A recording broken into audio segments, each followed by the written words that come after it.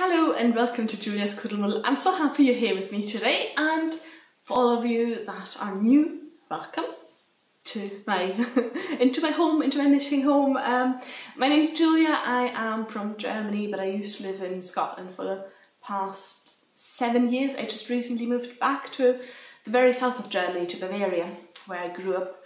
And yeah, I love to knit, I love to sew, things like that. So that's all this podcast is about.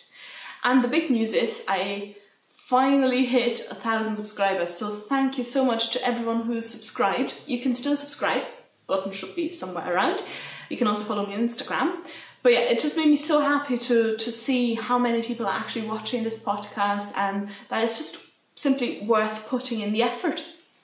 So thank you to everyone. And on that note, I also want to say a quick thing about the thing that's been going on Instagram with racism in the knitting community. It's been quite sobering to see how Black and Indigenous people of colour are excluded and feel excluded from the knitting community, and feel that the knitting community is a racist community. Because if you look at certain knitting magazines, you can see that their feed is overwhelmingly white, and it does not represent the diversity of our society. No matter whether that's German society, British society, whatever, none of the European societies are white. Like, they're all diverse, they're all, yeah. So I just wanted to say that I was quite shocked to see that, because you never really think about it. And again, that comes with me being a white woman, being privileged, you know, that I don't have to think about it because it doesn't affect me in my daily life. But equally, I do not want anyone to feel excluded, or I don't want to cause anyone harm by not addressing it. Not harm, but, you know, just hurt anyone by not addressing it. So I just want to say that this podcast and I an open and tolerant this is an open and tolerant podcast, and if you're a xenophobe, a homophobe, a racist, whatever, you are not welcome here, and I don't want you to subscribe to my podcast. I want this podcast to be a safe environment for everyone to voice their opinions in the comments, and I just don't want anyone to contribute to this podcast who doesn't hold the same views as I do. So, yeah. I've been, it took me several attempts to record something like that because it's really difficult for me to find the right words. And again, this comes with me not having, because I'm not personally affected, you know? Because lucky is kind of the wrong word in that regard. I'm struggling for words with that. But I just want to make it clear that this podcast doesn't tolerate racism, homophobia, xenophobia, anything like that. It's an open podcast, and I want everyone to contribute. And I've been guilty of that myself, that I haven't. When I look back, all the designs that I knit are from white Europeans mostly, and it's just that's not. The knitting community is so much more diverse. There are Maori designers out there, there are Black designers, it doesn't matter. There's designers from all over the world, but because they are not as represented as they should be, they do not get seen, and that's why I haven't come across them, which is a shame. So I will be more... I'll actively attempt to seek out Black, Indigenous, people of colour designers, just to, to make up for my ignorance in the past. I really like what Perth Festival of Yarn has been doing in that regard, how they have said from the beginning that they are an open, safe space for everyone, and everyone is welcome. And I think that is fantastic what they've been doing. And they've been ahead of other people in that regard. Me, myself, as well, probably. And again, if in saying these things, I do unintentionally say the wrong thing, use the wrong words, please I want to apologise for that, because it's difficult to find the right words if you don't know how I should express myself. And I think that's a lot of things that people have been struggling with, and where a lot of people just kept silent out of fear of saying the wrong thing, or out of fear of hurting someone unintentionally. But I've just come to the point where I'm just gonna say that I want this podcast and myself to be tolerant and open, and not a space for racists. So it's a beginning. It's not all I should do more, and I will try to do more, but for now I just want to put that out there. So it's really weird to then just jump into knitting. But I suppose, yeah, that's what this podcast is about. And having said all those things in the beginning, I just hope that the people who do not agree with me, that they just unsubscribe and do not watch me anymore. So, knitting. I haven't been knitting much lately. It's been a busy couple of weeks, so that's why it's been rather quiet also on my Instagram. But I'm still knitting the Hansel Hap. You can see that. It's out of the Jamieson's of Shetland Spindrift yarn. I'm knitting this with rather chunky needles. I think it's 5mm needles, or 4, rather big, as creating this very plump, lovely fabric. But yeah, I already showed this in my last podcast, and not much has happened since, so I'll just quickly move on from that.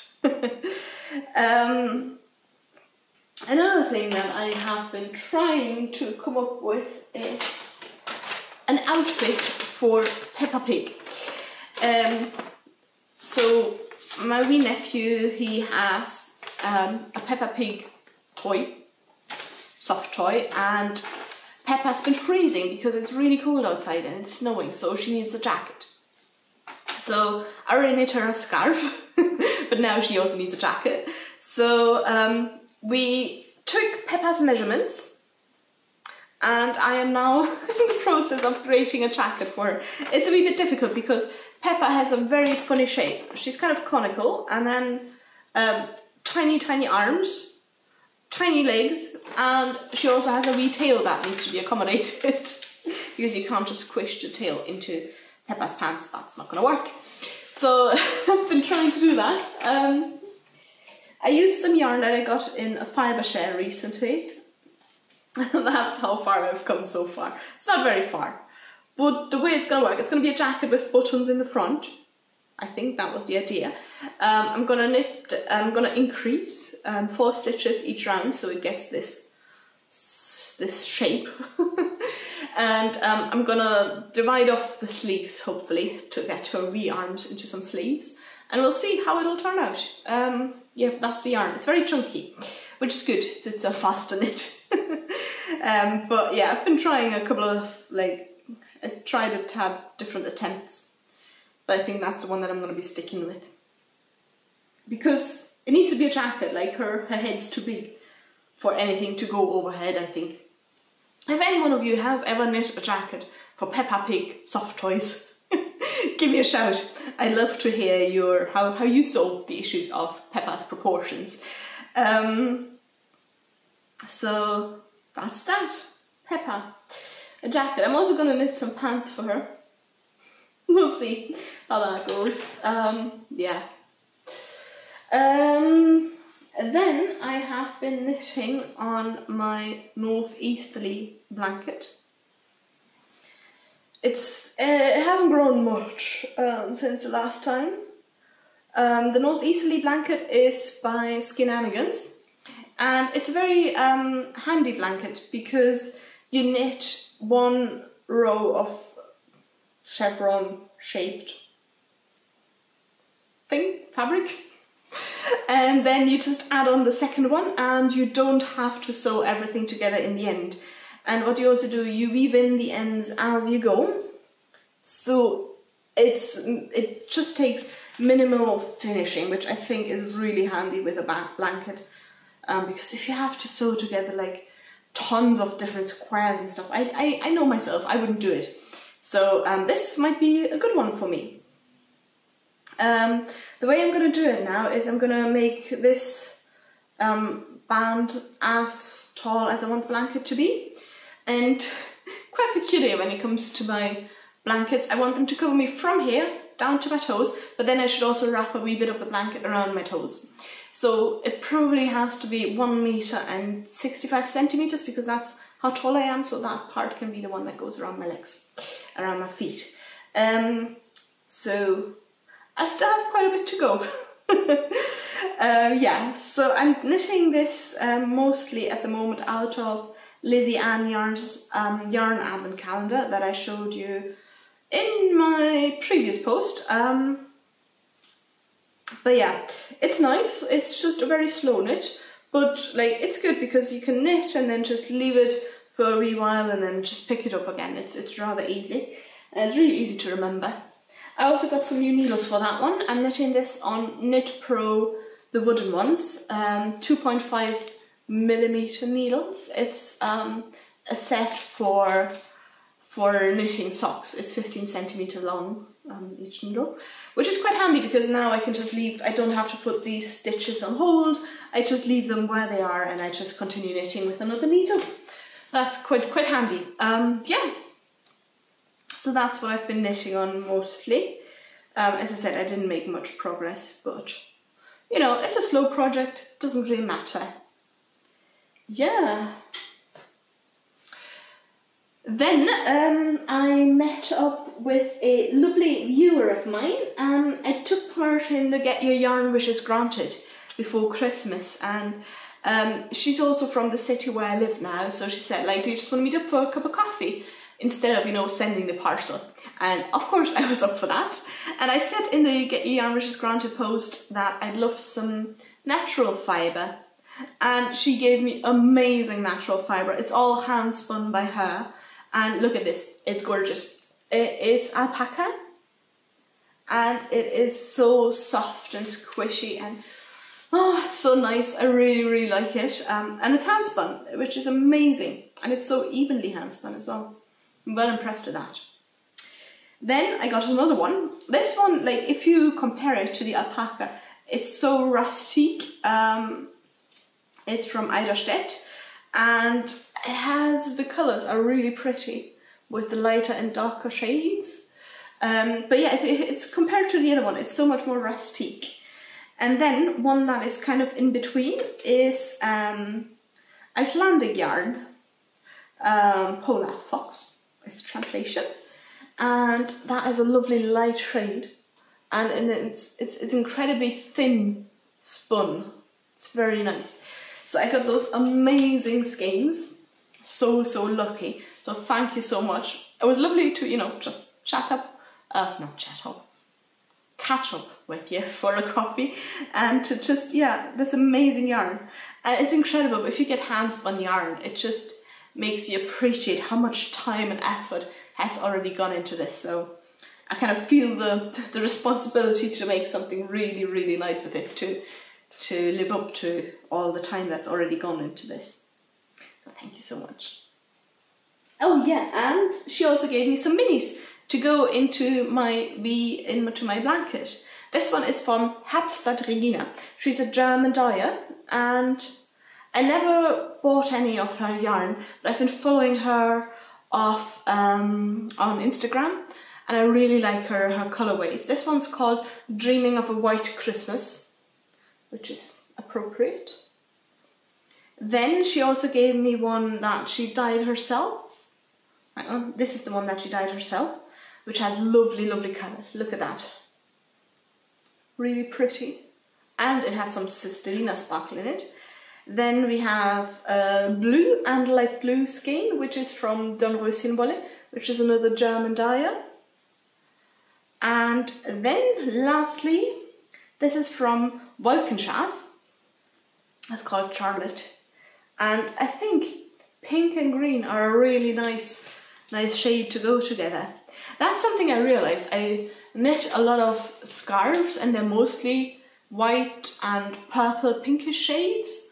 So I definitely need to make something that is maybe green or blue.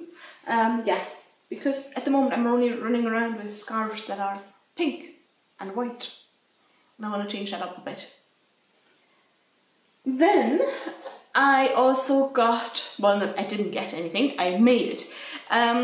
Both me grandmas gave me their sewing machines, and they're Bernina sewing machines from the 60s and 70s or 80s. So they're rather old, but they're incredibly sturdy.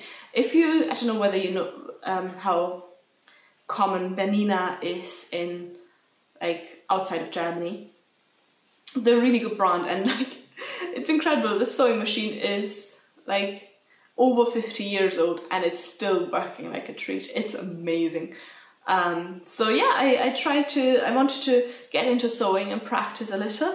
So one of the things that I wanted to make is a needle cozy that is being wrapped up, and that's what it turned out. I just took off the band that holds it together. So I got some fabric in town and I came home and I wanted to start sewing, and then I realised I didn't get the fleece that goes, the lining that goes in between, because I didn't know that that's a thing.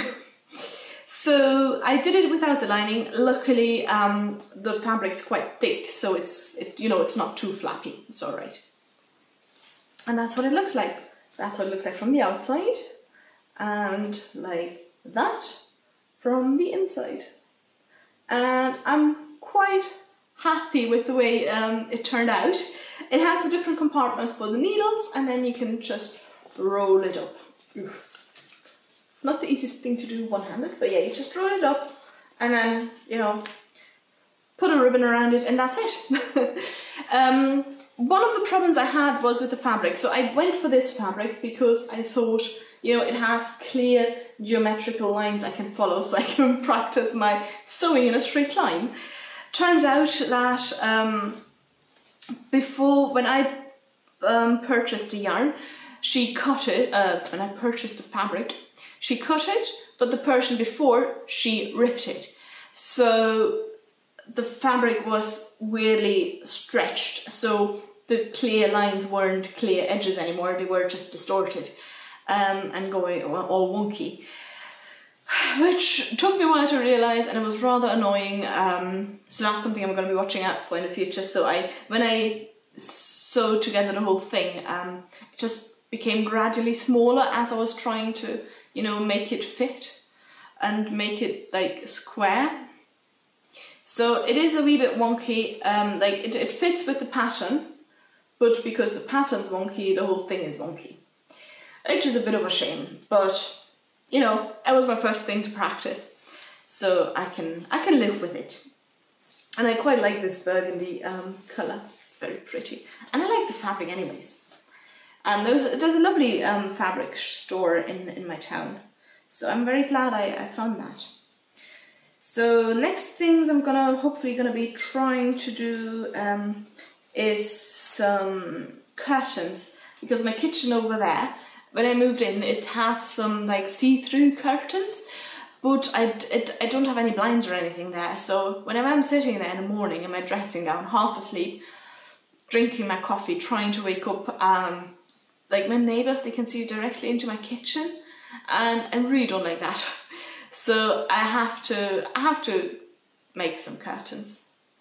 Not sure yet how I'm going to do that, what fabric I'm going to use. I need to read up on it, or if you have any tips, just put them in the comments below. But yeah, I just want to get some curtains so people don't have to, people can't see me in my dressing gown having a coffee, half asleep, basically. Yeah, so that's on my sewing list. I also have like a t-shirt that I want to do. I'll see how it goes. It's just really nice to use those really old sewing machines, and like, why would I need a new one? Those old ones are working perfectly fine. It's awesome. And yeah, my grandmas, they both used to sew a lot, so it's lovely to just get them to some good use again. yeah, let me have a look around. I think I shared everything.